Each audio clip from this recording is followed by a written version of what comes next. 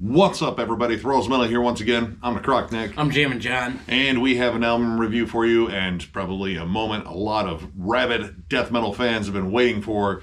We are going to go over the latest offering from Deicide, Banished by Sin. This comes out on the 26th of April on Reigning Phoenix Music. I've never heard of that label. Yeah. Anyway, this band formed in 1989 in Tampa, Florida. This is their 13th full length. It has been 6 years since their last offering, 2018's Overtures of Blasphemy.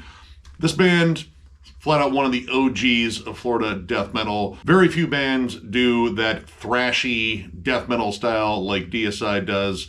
They are vicious as hell. I would say their first three albums are like my unholy trinity of death metal in terms of 90s death metal. Yeah, I've been a Deicide fan since probably Legion. Yeah, I would say. Where I jumped on.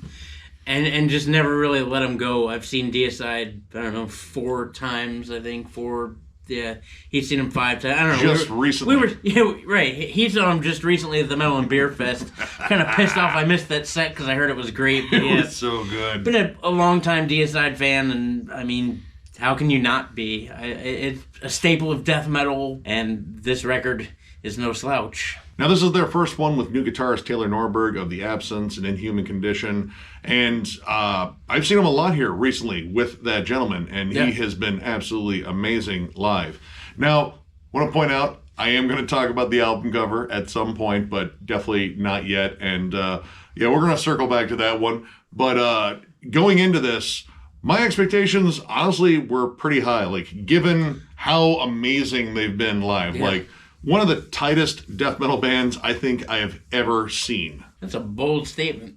It's Deicide. Deicide is bold. Man, on this record, tight isn't even a word. I mean, it's a word in the English language. Definitely. But man, this is tighter than a mountain road. This is tighter than a nun's Virginia.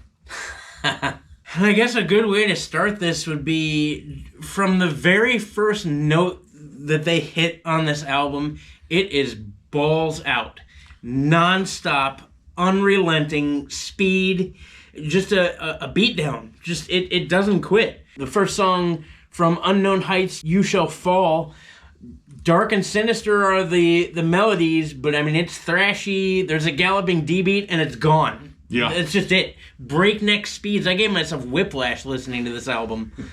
That's the way it should be. I mean that's the way it is live, but man, they're just unrelenting.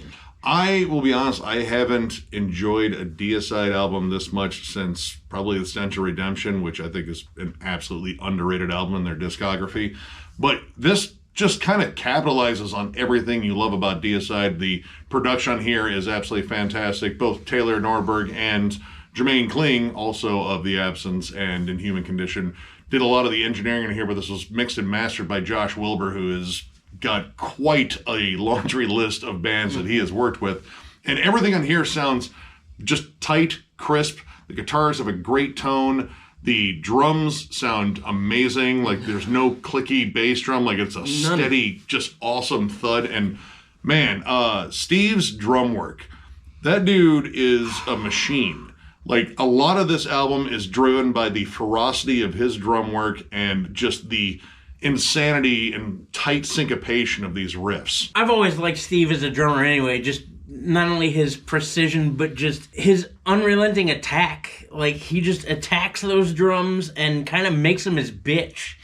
And he doesn't stop. Dude, the footwork on here for 54, I can't. Like, even as a drummer, like, I can't even, like, scat that fast. Like, it just nonstop, just pummeling. Pretty much every song on here is just intense as hell. Like, a lot of this is moving faster than hell. There's tons of groovy pockets all over, but it's that thrashy backbone to Deicide sound that has always kind of just kept them like super energetic throughout. And you know, this sounds like a young band again, honestly. Songs like Faithless, Failures of Your Dying Lord, those are definitely very GLEN titles.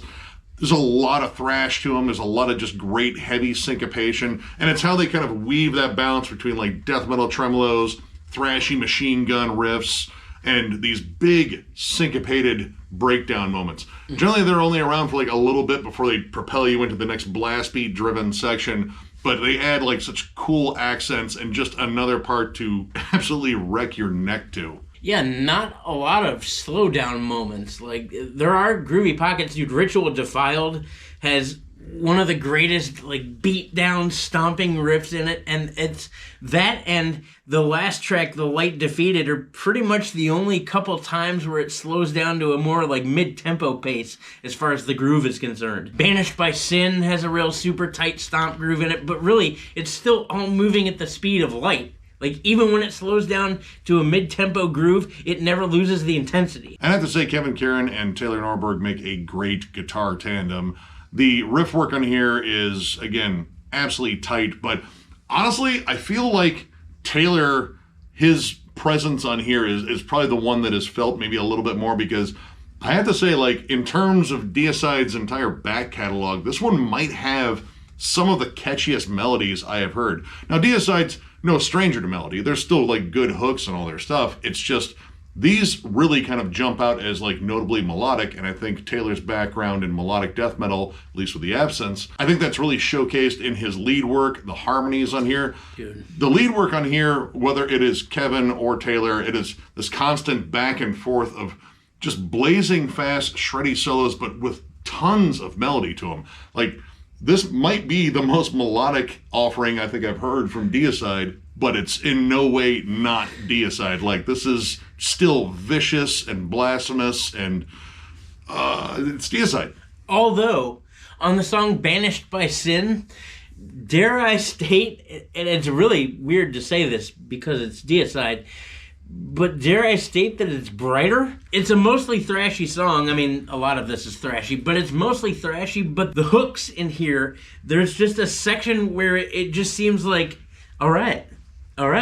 Honestly, I would flat out just call it anthemic. Like, there's just a good, like, powerful hook to it. Like, I wouldn't necessarily call it, like, soaring or anything, but it is notably a little bit brighter. Hell, even the way it opens up, like, that has some of the most different riffs and melodies than, you know, any other song in here. Like, it's this heavy, almost kind of like punky strumming over a massive blast beat, but it settles into this, like, big stomping, like, just fist pumping for Satan sort of groove.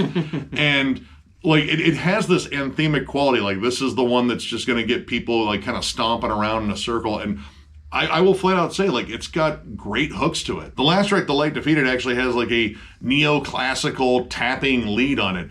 Honestly, it's one of the most melodic leads I've heard on a Deicide song, maybe next to, like, some of the stuff that Ralph Santola did on Central Redemption. But at the same time, it never kind of leaves that comfort realm of Deicide. Like, none of this is going to come off as like, oh god, that's like melodic death metal, or man, that's just too damn catchy. No, it's 100% Deicide. It's just got more guitar flair than I think it's had in a while. Like, honestly, these leads are so good that I think both Hoffman brothers are going to be pissed off listening to this. Well, they'll probably be pissed off anyway because, yeah, whatever. But, yeah, no, these are great. In death metal, when I think of commanding vocalists, I think of two people. One would be Frank Millen of Suffocation, the other would be Glenn Benton from Deicide. He still sounds commanding as all get out, but he's incorporated now a lot of his higher end screams along with the low end, and sometimes they're both in a song, and like just together, the mixture of his booming low ends and these high end demonic screams, it's almost like a gang of demons. Yeah, it's almost like a gang of demons on every track. There's not a moment where Glenn doesn't sound like he's reaching into you and just taking a part of your soul and spitting on it and then throwing it into the pit. Like, just all of them. Honestly, like, the last album, Overtures of Blasphemy, well, I liked it. Like, it was a good Deicide album. One thing that was really missing was, like, Glenn's vocal presence. Like, I believe it was all lows. And, I mean, it was okay, but part of the fun of Deicide, like, especially on that glorious debut, is the high and low switch-offs and that layering. Because, to me, it isn't a Deicide album unless it sounds like there are demons swirling around you, shrieking at you. And you definitely get that on songs like Sever the Tongue and I Am I, A Curse of Death. There's like this swirling effect at a certain part, like, I think it's right around the lead breakdown. And it is just pure, like, evil chaos. And I also have to say, like, the last couple of tracks on here in particular really reach back, like, pretty far in Deicide's back catalog. Like, we're talking first four albums here. And I know we spoke a lot about the lead work in this record, and I was starting off by writing down awesome leads, but really they're in every song. But one of the cool things too is how many harmonies are in here, especially the Light Defeated. That tapping solo that we were talking about that's in there is harmonized. And it's a downright wow moment. But those harmonies happen a lot. There's a lot of earworms even in the melodies. It's like just when you think that it couldn't be cool enough, then they harmonize it and you're like, all right, guys, come on. Yeah, again, like I was kind of surprised as to how much melody was on here, but I was also just elated that this is kind of what I want from Deicide. It is just relentless. Like there isn't a section on here where they feel like they're kind of like pulling back on the energy one bit. They don't. Like the riff work is tight, syncopated, chuggier than hell, and just the delivery, the vibe of this album is vicious. Like it doesn't like you at all. Like this album doesn't like you as much as it doesn't like Jesus. That's a lot. That's a lot. That's a lot. But at the same time too, to me the band seems like they're all just reinvigorated. Like you can tell that they're having fun because of how tight and how well put together this record is. I can just see them all really enjoying playing these songs because they're so fucking catchy. That was weird too. Like I wasn't expecting to get so many catchy, hooky moments. And it's not like a typical brand of hooks where you're like, all right, I know when the chorus is coming. Just like everything is so dialed in, it just seems like they had fun constructing these songs. I mean, honestly, I think part of it is like where they are in their lives. Like, you know, it's been strange like seeing Glenn doing a lot of interviews here lately, and he's kind of seems like he's happy. And, you know, I think he attributed a lot of that to being very comfortable with this lineup. Like, I mean, Steve's been his dude for years, but Taylor and Kevin are a great tandem, and they all work well together. I think he said his kids are grown up, they're doing well, they've kind of moved out, and, you know, he's just kind of rediscovered his passion for the music again now that he's not locked into, like, long album contracts, which, believe me, he doesn't like those. As far as negatives, like, honestly, this delivers on pretty much everything I wanted from a Deicide album and more. But I am going to talk about the album cover, because the album cover is just the most stock AI thing I think I've seen. Like, even the Hour of Penance cover looked like it might have taken a little bit of time. Like, this one looks like a Binged image. They put in the prompts and Bing immediately just popped up with something. There you go. There wasn't that 15-second wait when you're trying to get the booger troll. Yeah, honestly, I think our booger troll might look a little bit better. Anyway, the thing I wanted to bring up is, like, you know, why we didn't use this album as a platform to talk about AI art was because Hour of Penance's frontman made that gloriously dumb statement. And yeah, Glenn's response to the criticism about this album art hasn't been the best, but at least he wasn't, like, arguing for the obsolescence of humanity in terms of art or anything. Like, you know, Hour of Penance's statement was gloriously out of touch. Yeah. Glenn, I mean, he just said, I like computers and stuff like that. I don't know. Honestly, like, the cover is probably the worst thing about it. I'm totally against it. Like, Deicide's had tons of great album covers, and this is not one of them. Honestly, I prefer the cover of In Torment and Hell over this one, and I don't like that album at all, really.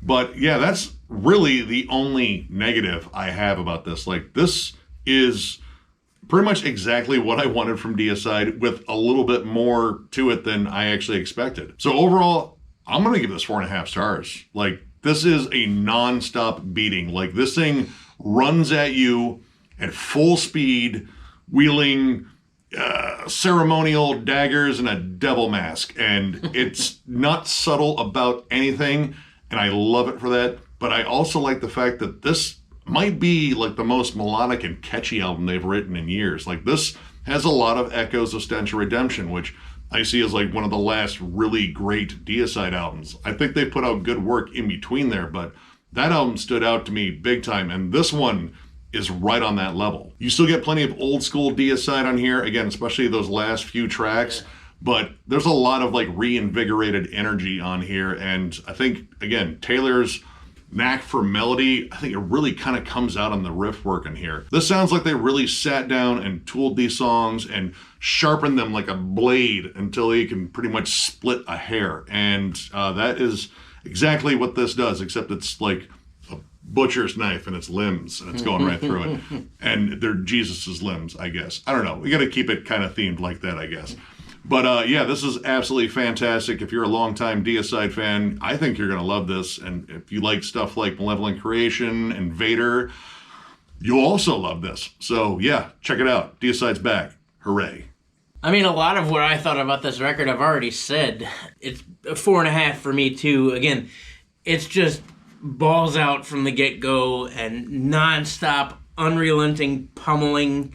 It is heavier than all get out. It is incredibly melodic. The lead work is awesome. The drum work is amazing.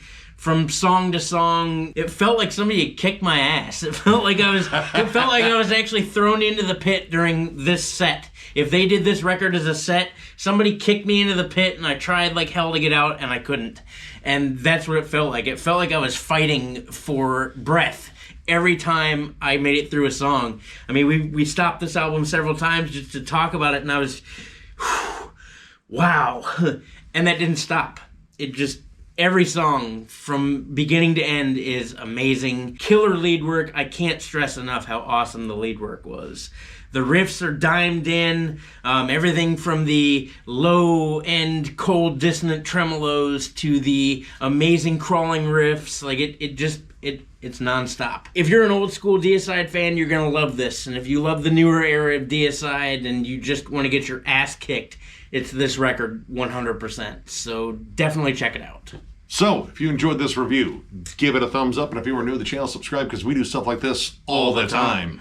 We are also on Patreon. If you'd like to help us out there, there's a link down below to thrallsmetal.com. Our Patreon link is there. It is also on our channel up in the bottom right-hand corner of our banner. But if you're looking for Thralls Metal stuff, you have to go to thrallsmetal.com. We have new shirts and old shirts. The old shirts are discounted, provided we have your size. And we even have hats. So if you're looking for any of that stuff, you have to click down below where Satan rules this world. And last but not least, thank you to all of you guys, all of our subscribers and fans. We genuinely appreciate you. You guys make this channel so much more than two dickheads in a basement reviewing albums, which we are two dickheads in a basement, but that's beside the point. We appreciate you. You guys make this into something totally fucking awesome. This is a whole lot bigger than we ever thought it would be, and we appreciate you. Yeah, you guys absolutely roll. Tons of content coming. I imagine there's a lot of stuff coming out in May. I know one in particular that you guys are probably waiting for that's coming out in May, and we'll definitely review that. Also a band from Florida.